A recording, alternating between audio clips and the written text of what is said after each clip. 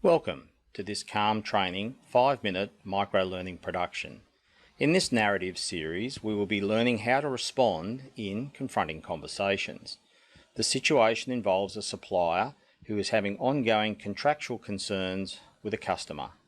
We will be demonstrating de-escalation and negotiation techniques that can be utilised over the phone. This first video in the series is an explanatory video explaining the context of the situation and the series. A warning: this audio does contain explicit language as a means of demonstrating real issues. As a supplier, mate, I need to know. I've got a business to take care of and I've got debts to repay. I've got staff relying upon wages and I've got my family to consider and they've got their family too. Now I've got a right to know, mate. Doesn't that mean anything to you? You know, you've stuffed me around enough. It's just stuffing me around. Fuck's sake. So the first thing to capture here is, even though this supplier has raised the issue, the context at which we're looking to respond here, I'm going to suggest that this would be equal to if a person who made the inquiry sounded quite reasonable in their voice and quite composed, but it would also, we're looking to still apply this type of approach when a person's behaviour starts to escalate, or say deteriorate, and when they're starting to even show signs that they're perhaps losing a little bit of control of their own behaviour, and that'll be evident by perhaps shortness of breath, starting to raise their voice, not really listening. Perhaps if you break down their logic and reasoning, you'll start to wonder and question whether they're being reasonable and rational. All these sort of things are indicators that they're becoming emotionally affected.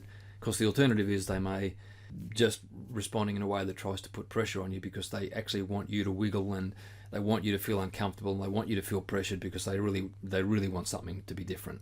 And sometimes, you know, the approach is to put pressure on you so that difference can be better engaged, a sense that you perhaps will do more if that's how you experience them.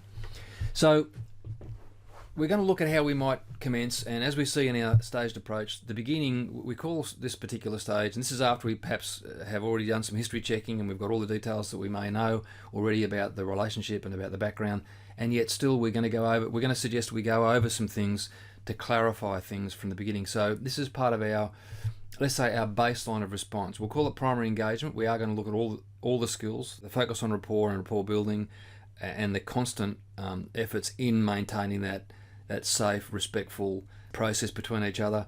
We are constantly looking to empathise, and sometimes that's the only area we can provide some respite for people.